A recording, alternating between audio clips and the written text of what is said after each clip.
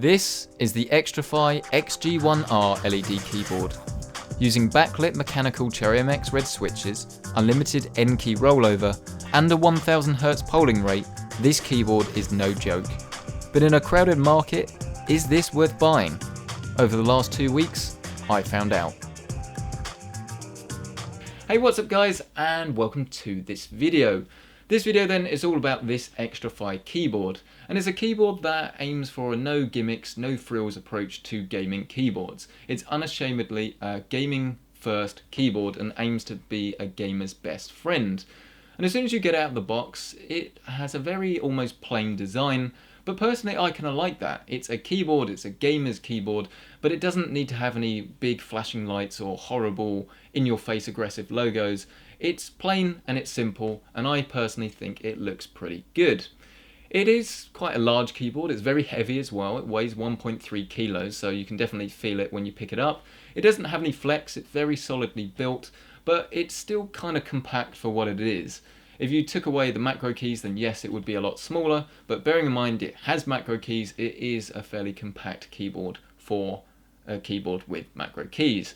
It's a USB keyboard, so if you move around to the back of the keyboard, you'll find that you have a detachable braided USB cable. And this is a good thing basically because if you somehow manage to break your cable, you can then replace it with a new one. It's got the classic lever style arches for height adjustment. You've only got two settings, on or off. I actually tend to leave this in the upwards position, whereas most keyboards I don't. I don't know whether that's interesting to you, but nonetheless I found it was more comfortable with the levers in use. The keyboard is of course a mechanical keyboard, and it utilises the Cherry MX red key switch. This key switch is meant for gaming because it has a low activation force and it doesn't have any tactile feedback. So while you might make more typing mistakes than you would on something like a blue switch, the gaming experience means that you're more likely to quickly press and activate a key rather than if you had a blue switch that did have a tactile click. And I would say that the experience gaming is very good, and we'll get onto that. But the thing that impressed me more than anything really actually was how good typing was on this thing. The spacing of the keys is very nice, the keycaps are very well made, and I found I was making less mistakes on this keyboard than I was with something like the Cooler Master Quickfire TK. So this was pretty good, and bearing in mind I do a lot of work and a lot of gaming, it's nice to have a gamer first keyboard that is still pretty good for typing, so that's definitely a positive thing to report. Moving on to the actual gaming experience though, I played some serious games. I played Smite and Call of Duty, and I've been testing this for about 2 weeks, and while I wouldn't say it's made me a better player, I would say that the gaming experience is very, very good. I don't think it's fair to say that it's much better than you would get on something like a Corsair K70 or the Quickfire TK that I am so accustomed to because they all use Cherry MX red switches. But it's a very nice responsive keyboard and it's very good to game on. The sound it makes as well is very nice. Here is a sample of this keyboard.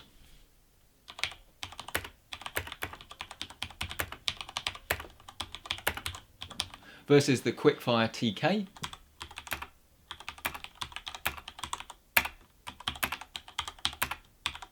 So as you can tell, both sound pretty similar, and that's very unsurprising considering they both use the same key switch.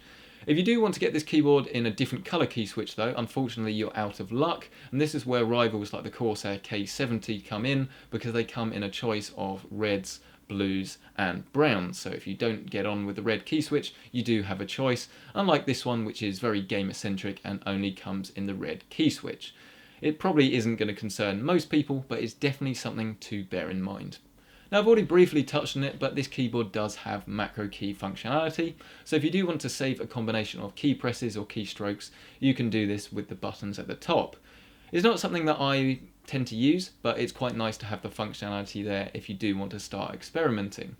So while it's not my bag, I know it's something a lot of people do use, so it's a nice addition to the keyboard nonetheless. Aside from the macro keys, we do have some other function keys. We have a Windows lock G key, so if you are someone that presses the window key while you're gaming, then you can disable this. It's not something that I've ever had a problem with, but again, it's still quite a nice feature to have. And then it says on the box that it's got media keys, and I find this a little bit misleading because it's got volume mute, volume up and volume down. Now, for someone that listens to a lot of music, really appreciates music and basically always listens to music, the omission of having play pause and play previous and play next is somewhat of a disappointment for me, and it's something that I've become so used to having on my keyboard that I really do miss it. I'm not sure whether it's a deal breaker for me. I still need to use this keyboard for a bit longer to properly decide, but it definitely should be a strong consideration for you when you're buying this keyboard, because if you don't listen to music it's not a problem, but if you do it could prove a nuisance.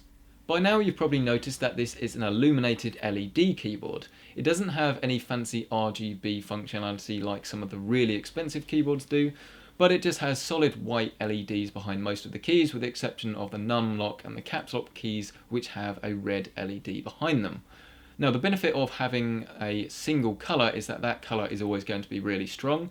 It's adjustable, so you can turn the brightness up or down. You've also got a selection of patterns. You can either have everything on, or you can have type or type ripple effect lighting.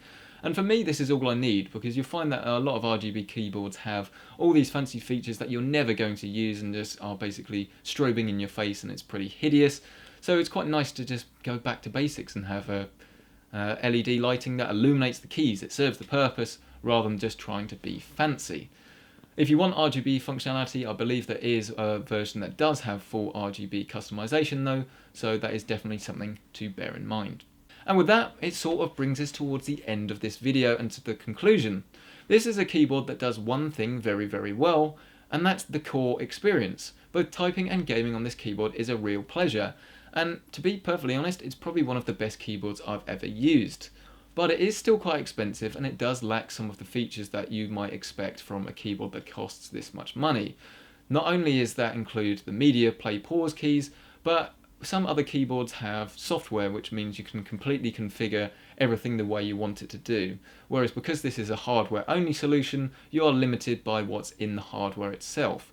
But for a lot of people, I don't think that's going to be a problem, and I can see why one of the esports teams actually tends to use these keyboards all the time, because for gaming, they really are the best in the business, really. I mean, I'm sure there are other keyboards that some people will prefer, but for me, this is definitely up there with some of the best.